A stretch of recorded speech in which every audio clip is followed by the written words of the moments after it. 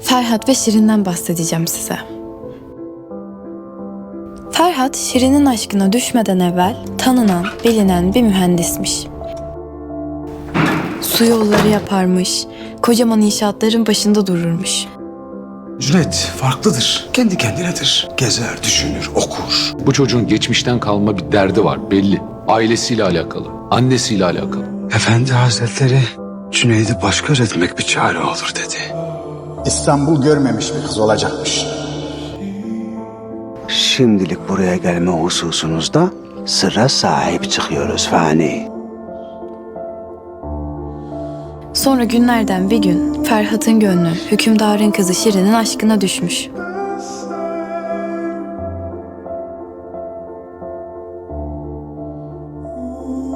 Eğer müsaade ederseniz Zeynep kızı onun civarına yollayayım. Sessiz sedasız. Cüneyt Efendi'ye yemek götürülecek. Zeynep kızımız bir tepsi hazırlayıp götürsün dediler. Su akmıyor. Akmayan çeşmeye çeşme denir mi? Bir gün akar belki. Ya akmazsa? Gel benimle. Akanla akmayan nerede birleşir gör. Mezarlığa götürdüm. Yahu kim? Neyi? Annesinin mezarlığı. Kızı. Anneniz mi? Sana iyi gelmeyen insanlar var. Ama ve lakin iyi gelecekler de olacak. Sen de buraya gireceksin. Bir gün ben de. Şimdi de ben merak edeyim o zaman. Ne bu? Biliyor musun ağırlık merkezini? Yarıçap. Bu da dairenin merkezi. Tabiatta her şeyin, herkesin bir merkezi var. Belki burası da sizinkidir. Yeter bu kadar. Kim gönderdi seni? Yemek götür dediler. Gölgende yemekten başka ne taşırsın? Haberin yok mu senin? Kızı görsün. Cüneyd'in artık vaktidir. Bizim ailede böyle şeylere kendin karar vermezsin. Hayatımızla ilgili kontrol bize değil mi? Değil. Çok özel bir çocuk.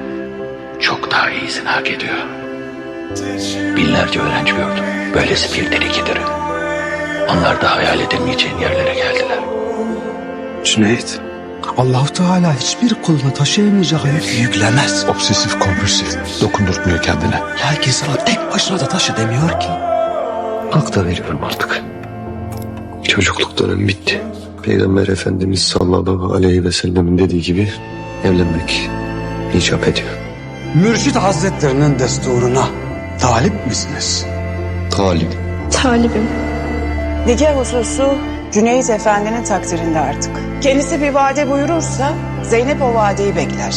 Bana bilmediğim bir hakikat söyle. Ama öyle bir hakikat olsun ki şu ana kadar bilmediğime pişman olayım. Korkuyorum. Tövbe estağfurullah. Bahadır, sen benden korkuyor musun?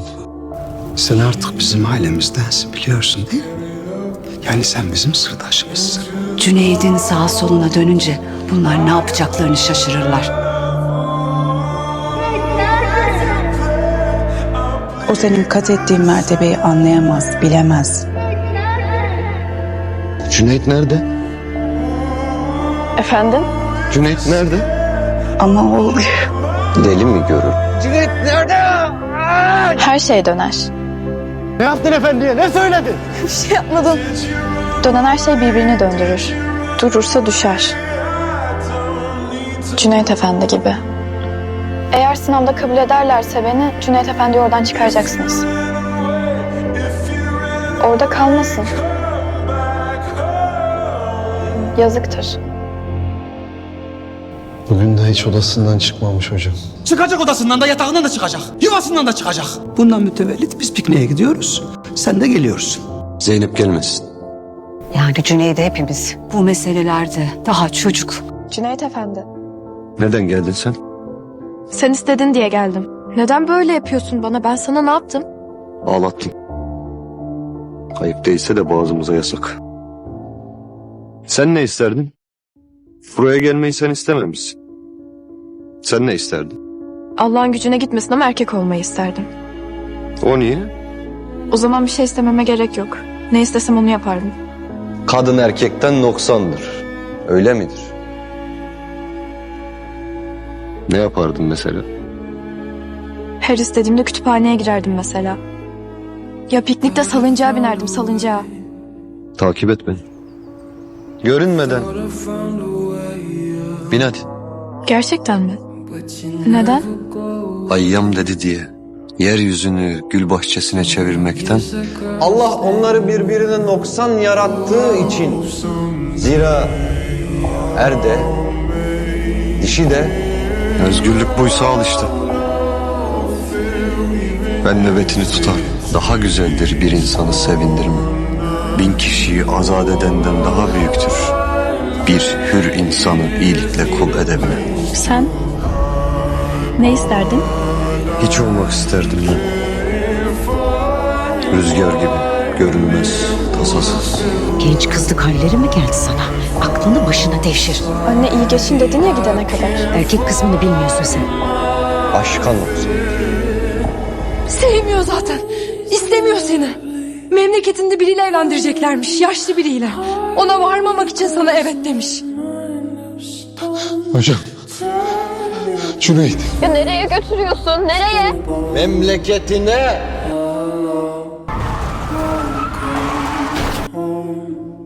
Sizin oğlunuz delirdi. Benim kızımı da delirtecek. Zeynep. Gelme. Bir de beni düşmekten kurtarmak için tutunca elektrik çarpmış gibi oldu. Düştü işte sonra. Cüneyt Efendi. Sen de ben de artık bizden fazlasıyız. Mürşit babamın çatısını ayakta tutan direkleriz biz. Ya kıza bir fenalık ettiyse Cüneyt Efendi. Cüneyt Efendi kurtarmıştı ama son anda. Senin de vereceğin bir karar var. Zeynep. İyi misin peki? Allah'a emanet. Bir dakika. Düşürmüştünüz. Bir tanesini bulamadım. Başka taktım onun yerine. Milli mi pamuklu mu olsun istersin? Siz bilirsiniz. Halı seçmeye ne zaman gidelim kızım? Siz bilirsiniz. Kızım doğru düzgün cevap versene. Ya bilmiyorum ben bunların cevabını. İçeride seni darladılar hazırlıktayım. Darlanma. Ben onlarla konuşurum. Su gibi akar giderler. Bir şey değişiyor mu evlenince? İçeride. Zeynep'i acilen o evliliğin içinden çekip almamız lazım. Bu uçak işi ne oldu? Şimdi ne edeceğiz anne? Bilmiyorum kızım. Kaçalım. Kaçtık ya zaten kızım. Olmadı. İnsanın içinde ölümle dans eden bir akkas vardır yoksa. Başka çare yok anne. Yok başka çare. Eve gideceğim. Babam bizi öldürür. O eve değil.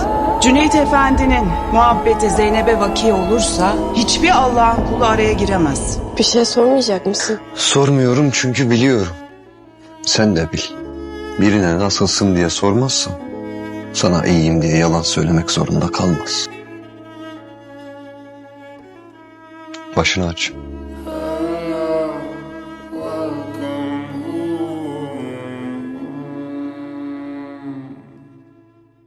Anne. Hasta bence Cüneyt. Bir şey olmuş ona. Ben aklımın, gönlümün hangi odasına girsem sırtımdan başka bir kapı kapanıyor gibi. Hayır olsun. Küçükken hiç gitmek istedin mi? Nereye? Sanki arada gidip geliyor böyle. Aklı yerinde ama ruhu... Sordular mı geceyi? Canın acıdı mı? Bir şey olmadı da. Hanım anne kendi dedi. Sırrıdır dedi. Bir şey demedim. Cüneyt şu an kendisini hiç olmadığı kadar baskı altında hissediyor. Erkek erkek derler ya hani. Allah'ımdan umarım ki yarın ömür gün senin de evladın olacak. Kim getirdi diyorum. Hanım anneler, Feyza. Sen bir şey mi söyledin? Söylemedim. Ben bir şey yapmadım. Birileri laf çıkarmış. Ona bir şey demiş. Sen bir şey demediysen hangi münasebette getir? Kavlini mi bozdun benimle? Hakkıma girme pişman olursun. Kovdu beni işte. Gecenin bir vakti kızı sokağa atmak nedir? Pişman oldum. Bahadır Efendi. Cüneyt nerede? Siz çilehane nedir biliyor musunuz? Oraya mı kapattı kendisini? Cüneyt Efendi benim günahımı aldı. Bu işin tek yolu ona gerçeği göstermek. Cüneyt Efendi'nin annesinden kalma bir eşarbı var. Şafak atmadan o eşarbı yakacaksın. Rahmetli annenin eşarbına büyü yaptı. Zeynep. O senin kendi eşarbın. Yalancı. Annemin eşarbı evde durmaz ki. Burada dur. Bir saç telin itiraf etmiyor mu günahlarını? Cüneyt ne yapıyorsun? Hatayı tamir yok yani. Öyle kırdık döktük. Hataya tamir yok dedik. Var dedin. İftara katıl dedin. Selamun aleyküm. O senin hayrın içinde, benim değil. Senin için hayırlı olan ne? Onu anca Allah bilir. Sen beni mutsuz ettin diye kırıldım. Söküldü bu. Tamir edersin. Barışmadım daha. Hayırlı sabahlar. Başkası mutsuz oldu diye tamir olacak değilim. Sandın mı? Hani taşınırken getirtmiştim. İçinde çocukluk eşyalarım vardı, cübbem vardı. Üst katta odada. Ne oluyor? Tamam ağlama artık, bak geçti. Aman diyeni geri çevirmez o. Cüneyt! Sen öyle telaşla çıkınca korktum, merak ettim. Beni mi? Anne, sende kalın kumaş iğnesi var mı? Sen beni mutlu ettin. Allah da senin elinden tutsun. Bir şey iste benden. Bir şey iste yapayım. Bırak şu necis şeyi. Dersleri benden alıp verdiğin hanım. Ona riyaziye diyorlar. Yani matematik. O gün o muameleye layıktı. Ola ki haddini aşar, aynı hataları meydederse gözünün yaşına bakılmaz. Haddini aşan kim olursa olsun bunu senden beklerim. Cüneyt Efendi'nin kıymetlisi. Yetmez mi? Tanıyor artık seni.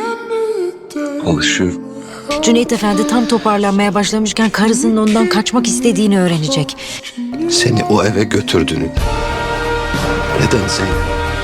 Okuyayım diye. Senden kaçıp okuyayım diye.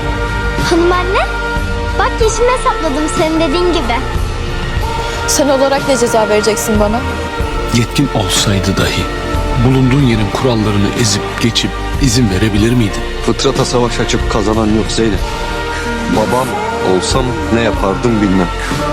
Cüneyt Efendi, senin makamın var ama biz de burada hakkın emrindeyiz.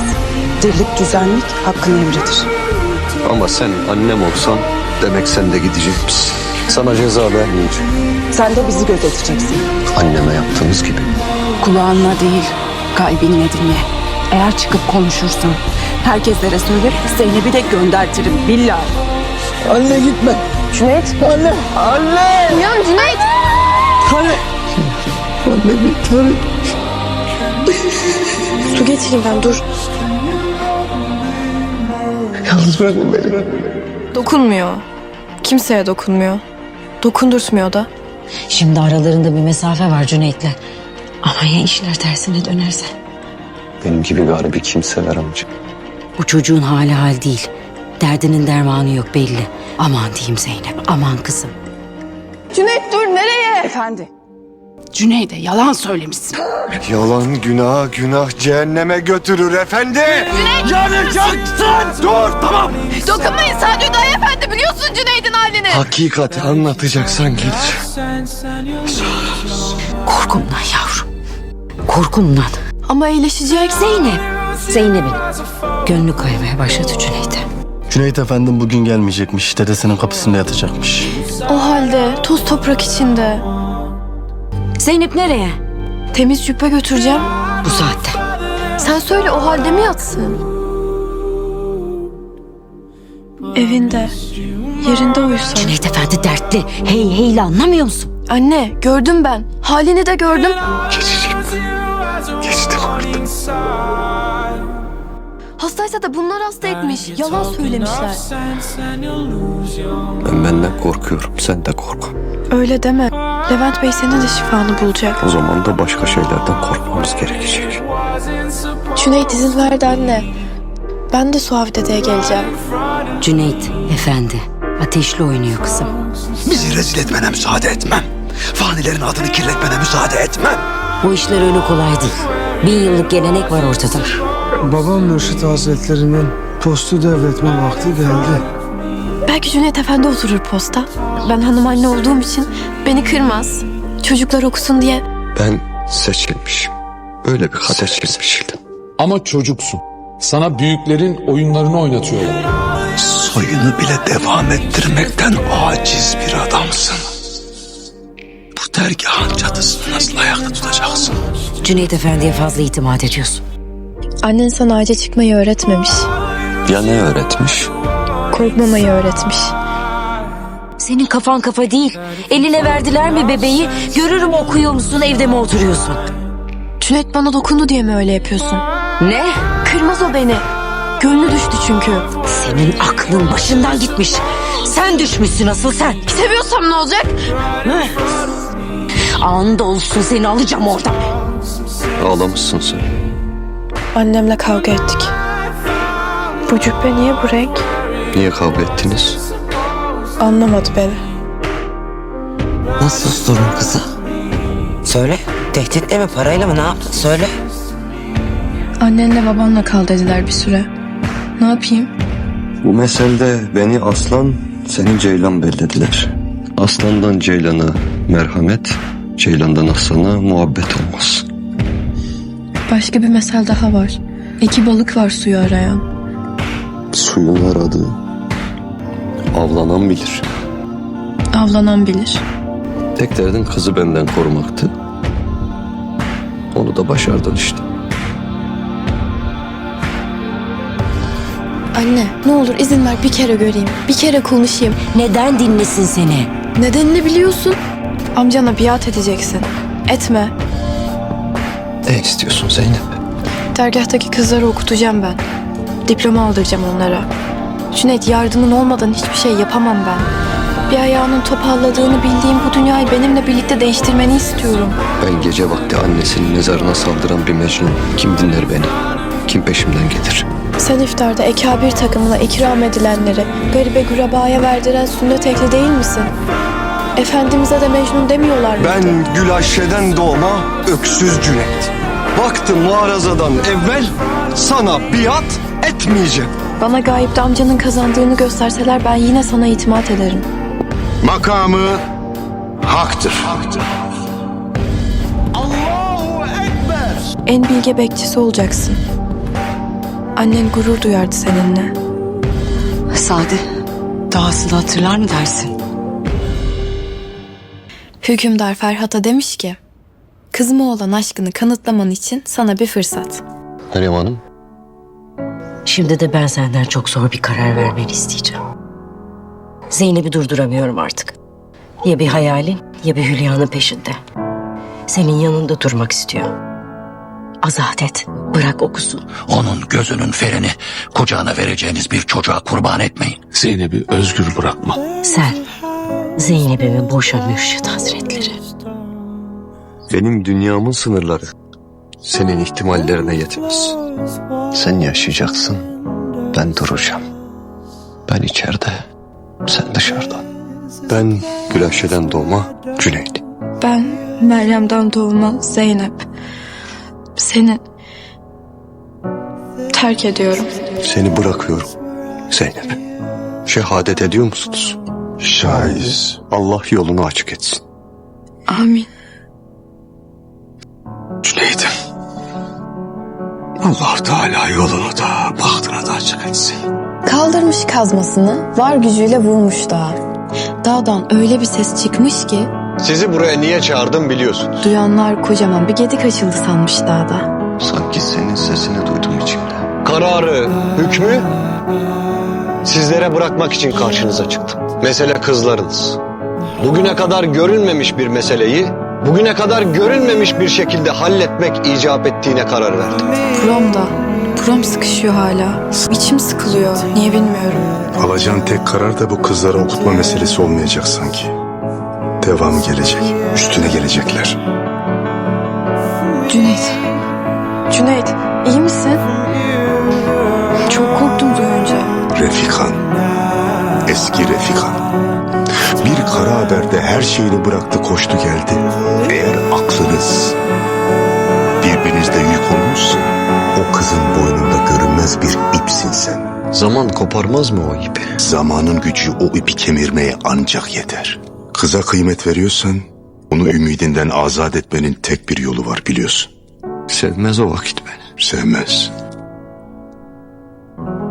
Hür kalır. Cüneyt Efendi evleniyormuş. Evleniyor muymuş? Cüneyt. Gayrı meyletmez gönül, can başka canan istemez. Bir olur şehre hükümdar, iki sultan istemez. Hem şimdi göz bebeğimi feda edersen, belki bir gün geçer acısı.